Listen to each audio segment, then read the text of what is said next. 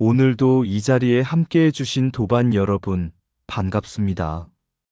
우리는 살면서 참 많은 것을 본다고 말합니다. 그러나 과연 우리는 본 것을 보고 있는 것일까요? 아니면 마음이 만들어낸 그림자를 붙잡고 있는 것일까요? 술잔 속에 활 그림자를 뱀으로 오인했던 사람처럼 술 항아리 속에 비친 자신의 모습을 다른 사람으로 착각했던 부부처럼 우리의 괴로움 또한 실체가 아니라 한 생각에서 비롯된 것은 아닌지 돌아보게 됩니다. 부처님께서는 모든 것은 한 생각에서 일어난다고 하셨습니다. 의심도, 탐욕도, 분노도, 그리고 깨달음도 모두 마음에서 싹트는 씨앗입니다. 오늘 우리는 경전을 통해 그 그림자의 정체를 살펴보고 의심을 내려놓고 본래 청정한 마음의 빛을 다시 확인하려 합니다. 항아리를 깨뜨리는 것은 돌이 아니라 지혜입니다. 그림자를 녹이는 것은 싸움이 아니라 깨달음입니다. 이 시간 각자의 마음속 술 항아리를 조용히 들여다보며 무엇이 실체이고 무엇이 환영인지 함께 공부해 보시기 바랍니다. 고요히 그러나 또렷하게 경전의 말씀 속으로 들어가 보겠습니다. 항아리를 깨지 못한 사람. 어느 절에 젊은 수행자가 있었습니다. 그는 경전을 누구보다 열심히 읽었습니다. 하루에도 몇 장씩 외웠고 법문이 끝나면 가장 먼저 질문을 했습니다. 그런데도 그의 얼굴에는 늘 근심이 서려 있었습니다. 어느 날 그는 스님께 찾아와 말했습니다. 스님, 저는 수행을 열심히 하는데도 마음이 편치 않습니다. 누가 저를 험담하는 것 같고, 동료가 저를 시기하는 것 같고, 세상이 저를 시험하는 것 같습니다. 스님은 아무 말 없이 술 항아리 하나를 가져오게 했습니다. 그리고 맑은 물을 가득 담았습니다. 이 안을 들여다보아라. 수행자는 항아리를 들여다보다가 놀랐습니다. 스님, 안에 사람이 있습니다. 어떤 사람이냐? 불안해 보이고 화가 나 있고 억울해 보이는 사람입니다. 스님은 미소 지으며 물었습니다. 그 사람이 너를 해치더냐? 아닙니다. 다만 저를 노려보고 있습니다. 스님은 조용히 말했습니다. 그 사람을 끌어내어 혼내보아라. 수행자는 당황했습니다. 어찌 꺼냅니까? 손을 넣으면 물만 흐려질 뿐입니다. 그때 스님은 말했습니다.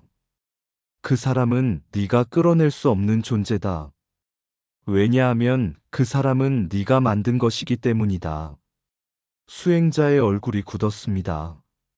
스님은 다시 말했습니다. 남이 너를 험담하는 것이 아니라 내 마음이 내 그림자를 험담하고 있다. 세상이 너를 시험하는 것이 아니라 내 욕심이 세상을 시험하고 있다. 그리고 스님은 돌을 들어 항아리를 깨뜨렸습니다. 항아리는 산산이 부서졌고 안의 사람도 사라졌습니다. 보았느냐? 사람이 사라진 것이 아니라 그릇이 깨졌을 뿐이다. 내 괴로움도 마찬가지다. 상황을 없애려 하지 말고 그 상황을 담고 있는 집착의 그릇을 깨뜨려라. 수행자는 그날 이후 경전을 다르게 읽기 시작했습니다. 글자를 외우는 것이 아니라 자기 마음을 비추기 시작했습니다. 그리고 어느 날 그는 깨달았습니다. 경전은 세상을 설명하는 책이 아니라 자기 그림자를 알아보게 하는 거울이라는 것을. 부처님의 가르침은 그림자를 없애려는 싸움이 아니라 그 그림자를 실체로 믿는 어리석음을 비추는 지혜입니다. 항아리 속 사람은 없었습니다. 다만 한 생각이 있었을 뿐입니다. 그림자를 뱀으로 본 마음. 옛날 한 고을에 마음이 여린 선비가 있었습니다. 어느 날 친구 집에서 술을 마시다가 술잔 속에 길고 검은 것이 꿈틀거리는 것을 보았습니다. 뱀이다. 그는 차마 말하지 못한 채 술을 마셨습니다. 마신 뒤에도 그 뱀이 뱃속으로 들어간 것 같았습니다. 그날 밤부터 그는 배를 움켜쥐고 괴로워했습니다. 의원도 불렀고 약도 먹었지만 낫지 않았습니다. 병의 이름은 몰랐으나 병의 뿌리는 분명했습니다. 내 뱃속에 뱀이 있다는 생각이었습니다. 친구가 다시 그를 초대했습니다. 같은 자리에 앉혀 술을 따랐습니다. 그리고 등 뒤 벽에 걸린 활을 떼어냈습니다. 술잔 속의 뱀은 사라졌습니다. 그제야 선비는 깨달았습니다. 뱀은 없었고 활의 그림자만 있었음을. 그 순간 병은 눈 녹듯 사라졌습니다. 부처님께서는 말씀하셨습니다. 일체유심조. 모든 것은 마음이 지어낸다고. 뱀은 없었으나 마음이 만들어낸 해석은 실제처럼 작동했습니다. 그 해석이 몸을 병들게 했습니다. 경전에서는 이를 전도몽상이라 합니다. 거꾸로 보고 잘못 생각하고 없는 것을 있다고 믿는 것. 현대의 우리도 다르지 않습니다. 누군가의 말 한마디에 나를 싫어하는구나 라고 해석하고 휴대폰의 답장이 늦어지면 관계가 끝났구나 라고 상상하고 뉴스 한 줄에 세상이 곧 무너질 것처럼 불안해합니다. 사실은 활이 벽에 걸려 있을 뿐인데 우리는 술잔 속에서 뱀을 찾습니다. 상상은 공포를 낳습니다. 그 공포가 몸을 조이고 마음을 병들게 합니다. 부처님께서는 병의 뿌리를 밖에서 찾지 말라 하셨습니다. 탐진치 삼독이 바로 마음의 병이라 하셨습니다. 의심이 치가 되고 집착이 탐이 되고 분노가 진이 됩니다.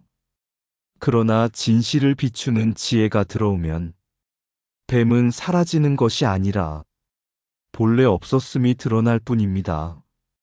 진실은 무엇을 없애지 않습니다. 다만 허상을 밝혀줍니다. 그러므로 수행이란 세상의 화를 없애는 일이 아니라 내 마음의 술잔을 맑게 보는 일입니다. 사실이 우리를 병들게 하는 것이 아닙니다. 그 사실에 붙인 해석이 우리를 병들게 합니다. 활은 늘 그 자리에 있었고 뱀은 한 번도 존재한 적이 없었습니다. 우리가 붙잡고 있었던 것은 실체가 아니라 한 생각이었습니다. 오늘도 혹시 술잔 속을 들여다보며 보이지 않는 뱀과 싸우고 있지는 않습니까? 경전 공부란 뱀을 쫓는 공부가 아니라 그림자를 알아보는 공부입니다. 그리고 그 알아차림의 순간 병은 이미 절반쯤 사라진 것입니다. 뱀은 술잔에 있지 않았다. 한 생각이 그 자리에 있었을 뿐이다. 사실은 고요하다. 소란한 것은 해석이다. 마음이 지어낸 그림자를 붙들 때 병은 이미 시작된다. 의심은 증거를 찾지 않는다. 두려움을 먹고 자란다. 진실은 허상을 쫓지 않는다. 다만 빛을 비출 뿐이다. 전도된 생각 하나가 1000가지 괴로움을 낳는다. 활은 벽에 걸려 있었고 뱀은 마음에 걸려 있었다. 불안은 세상이 만든 것이 아니라 해석이 길러낸 것이다. 병든 것은 몸이 아니라 집착한 생각이다. 일체유심조라. 괴로움도 마음이 짓고 평안도 마음이 짓는다. 그림자를 실체로 믿는 순간 수행은 멈춘다. 알아차림은 뱀을 없애지 않는다. 뱀이 없었음을 밝힌다. 의심이 깊을수록 지혜의 등불을 더 가까이 해야 한다. 경전은 세상을 바꾸는 책이 아니라 해석을 바로잡는 거울이다. 사실이 아니라 해석이 우리를 병들게 한다. 그러나 지혜는 그 해석을 놓게 한다. 의인막용, 용인물의 지혜. 믿음이 사람을 살리고 의심이 나라를 망친다. 옛 글에 이런 말이 있습니다. 의인막용, 용인물이. 의심나는 사람은 쓰지 말고 이미 쓰기로 한 사람은 의심하지 말라. 이 말은 단순한 처세술이 아닙니다. 마음의 구조를 꿰뚫는 지혜입니다. 한 장군의 선택.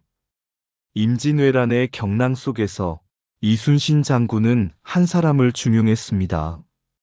그는 일본의 포로로 잡혀 있다 돌아온 손문옥이었습니다. 많은 장수들이 수군거렸습니다. 적과 가까이 있던 자를 어찌 믿습니까? 그러나 장군은 말했습니다. 내가 쓰기로 했다. 이제부터 이 사람을 의심하는 자는 나를 의심하는 것이다. 그의 판단은 냉정했습니다. 감정이 아니라 정보와 통찰에서 비롯된 것이었습니다. 그리고 그 믿음은 훗날 명량해전에서 빛을 발합니다. 울돌목의 거센 물살, 세계에서도 손꼽히는 조류가 뒤엉키는 그 좁은 해협. 장군은 적의 움직임을 꿰뚫고 있었습니다. 왜군이 두려워하는 물길을 알고 있었고 그들의 심리를 읽고 있었습니다. 정보를 준 자가 있었고 그 정보를 믿어준 자가 있었습니다. 믿음은 전략이 되었고 전략은 승리가 되었습니다. 불교의 눈으로 본 믿음. 부처님께서는 말씀하셨습니다. 의심은 수행자의 큰 장애다.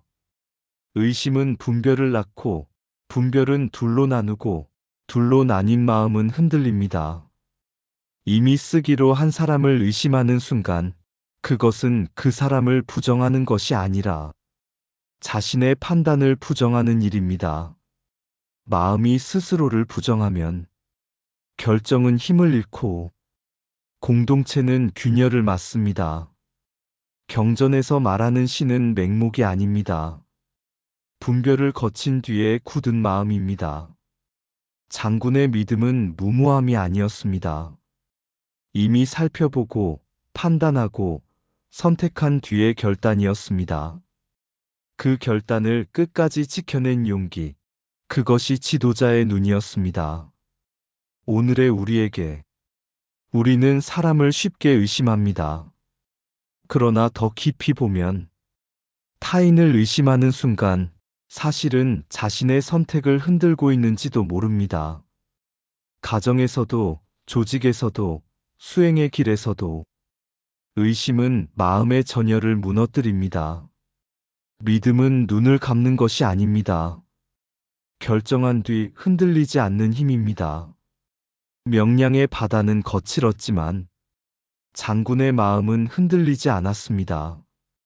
그래서 12척은 두려움이 아니었고 바다는 적이 아니었습니다.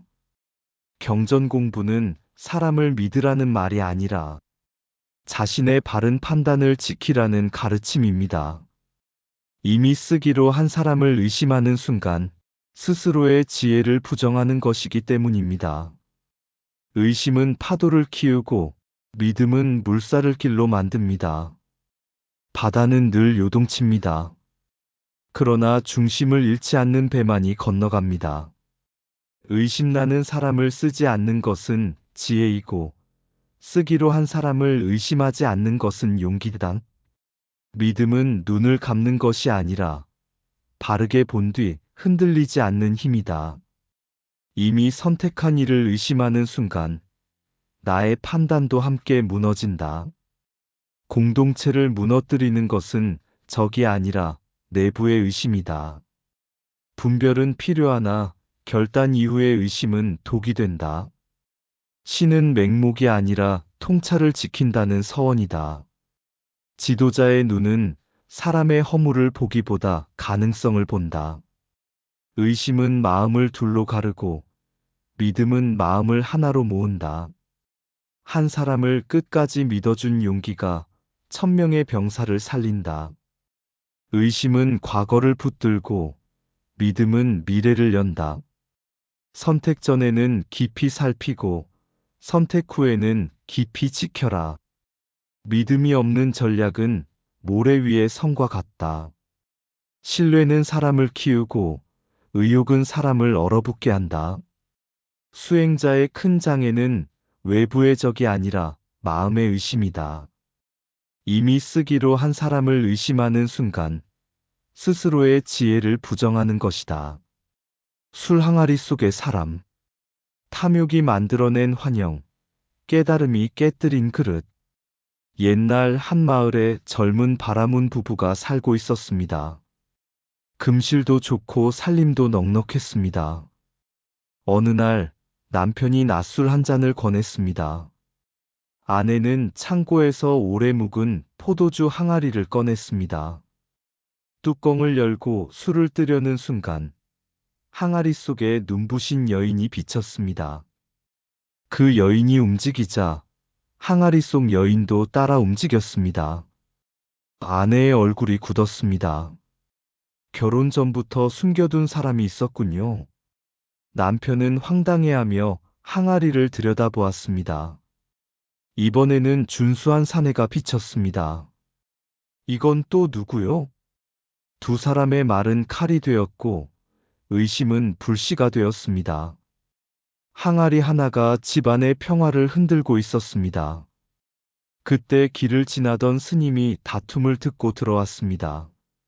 사연을 듣고는 아무 말 없이 항아리를 들여다보았습니다. 그리고는 빙긋 웃으며 말했습니다. 그 사람을 밖으로 나오게 해보겠습니다. 부부는 숨을 죽였습니다. 스님은 돌을 들어 항아리를 내리쳤습니다. 쨍그랑. 항아리는 깨졌고 술은 흘러내렸습니다. 그러나 그 안에 있던 남자도 여자도 없었습니다. 그제야 부부는 깨달았습니다. 그들이 본 것은 타인이 아니라 자기 자신의 얼굴이었습니다. 경전의 가르침. 부처님께서는 말씀하셨습니다. 일체는 마음이 지어낸다. 탐욕이 눈을 흐리면 자기 얼굴도 나무로 보입니다.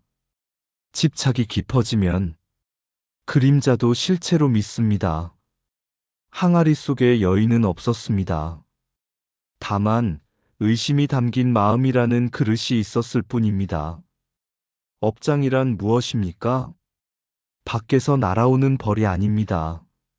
잘못된 인식이 반복되어 굳어진 습관입니다. 그 습관이 마음을 왜곡하고 왜곡된 마음이 세상을 왜곡합니다. 깨달음은 무엇을 하는가? 많은 사람은 환영을 없애려 합니다. 그러나 환영은 본래 실체가 없습니다. 없애려 해도 붙잡을 것이 없습니다. 스님은 그림자를 쫓지 않았습니다. 항아리를 깨뜨렸습니다. 깨달음은 환영을 없애는 일이 아니라 그 환영을 담고 있던 집착의 그릇을 깨뜨리는 일입니다. 그릇이 깨지면 그림자는 저절로 사라집니다. 바라밀의 길. 바라밀은 저 언덕으로 건너감입니다. 탐욕과 의심의 이 언덕에서 지혜와 자비의 저 언덕으로 건너가는 길입니다. 그 길은 멀리 있지 않습니다. 양심이 미세하게 흔들릴 때 그 떨림을 놓치지 않는 것이 수행입니다. 빛은 어둠과 싸우지 않습니다. 다만 비출 뿐입니다. 마음의 지혜의 빛이 들면 업장은 녹고 그림자는 흐려집니다. 혹시 우리는 지금 깨지지 않은 항아리 하나를 붙들고 그 안에 사람과 싸우고 있지는 않습니까? 권력도 재물도 명예도 모두 항아리 속 그림자일 수 있습니다. 깨달음은 세상을 부수는 일이 아닙니다. 집착을 담은 그릇을 내려놓는 일입니다.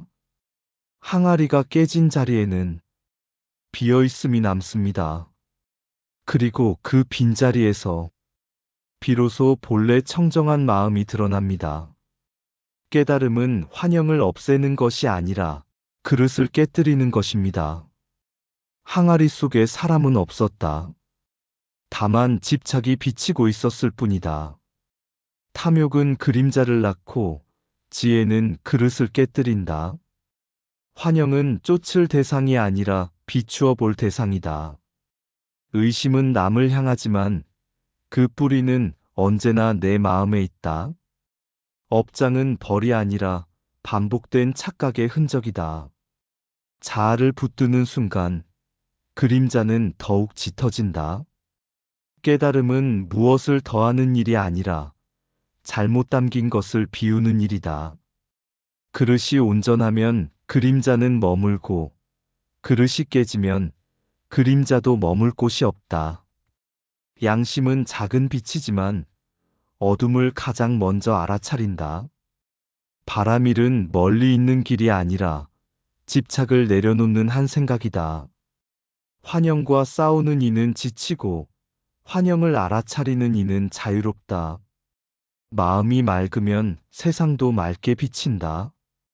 깨달음은 세상을 바꾸지 않는다. 세상을 담는 마음을 바꾼다. 빛은 어둠을 몰아내지 않는다.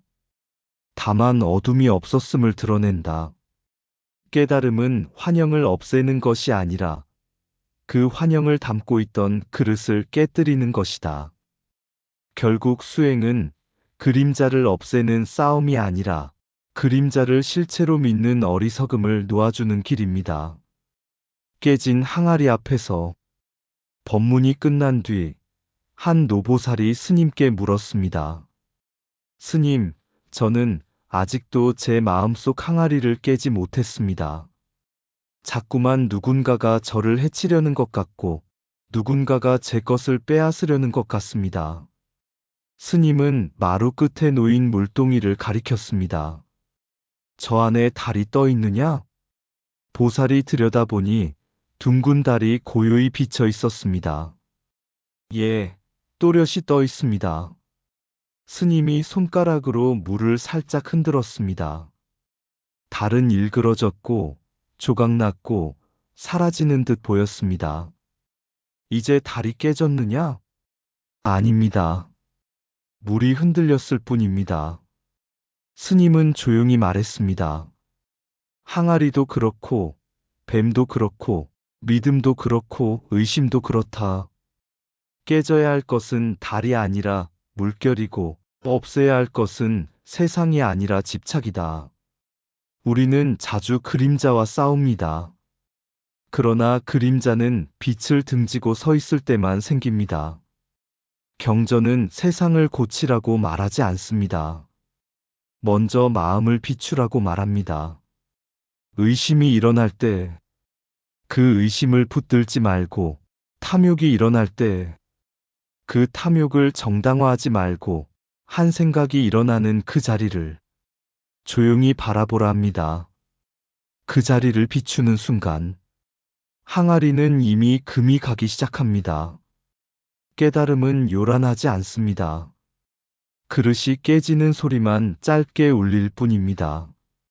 그리고 남는 것은 텅 빈 자리, 그러나 두려움 없는 자리입니다. 부처님께서 말씀하신 길은 멀리 있지 않습니다. 뱀을 없애는 길도 아니고 그림자를 몰아내는 길도 아닙니다.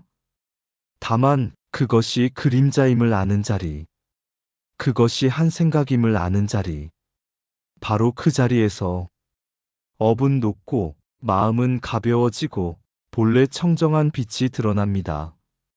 오늘 우리의 경전 공부가 새 지식을 더하는 시간이 아니라 각자의 마음속 항아리에 작은 금 하나 내는 시간이 되었기를 바랍니다. 그 금 사이로 이미 빛은 스며들고 있습니다. 항아리가 깨지는 소리, 술 항아리 속에 누군가 살고 있다고 믿던 날, 나는 내 얼굴을 향해 화를 냈다. 그림자가 움직이면 배신이라 이름 붙였고, 물결이 흔들리면 세상이 나를 밀친다 여겼다. 그러나 벽에 걸린 활 하나가 뱀이 되었던 것처럼 맑은 술 위에 비친 얼굴이 타인이 되었을 뿐이었다. 일체유심조라. 한 생각 일어나 의심이 되고 의심이 자라 고통이 되었다. 나는 항아리를 지키려 애썼다. 깨지면 모든 것이 끝날까 두려워. 그러나 돌 하나 떨어지자 쨍그랑 사라진 것은 사람이 아니라 착각이었다. 없어진 것은 아니라 내가 만든 이름이었다. 텅 빈 자리 위에 고요가 앉았다. 빛은 어둠과 싸우지 않았다. 그저 비추었을 뿐. 업장은 불타지 않았고 그림자는 쫓기지 않았다. 다만 담겨있던 그릇이 사라졌다. 이제 나는 안다. 깨달음은 환영을 없애는 일이 아니라 그 환영을 붙들던 내 손을 놓는 일이라는 것을. 그리고 항아리가 깨진 자리에서 처음으로 맑은 하늘이 그대로 비친다는 것을. 이상 붓다의 복과 지혜였습니다. 오늘도 복지 구족한 날 되세요. 구독과 좋아요는 붓다의 복과 지혜를 밝히는 큰 자비의 등불이 됩니다.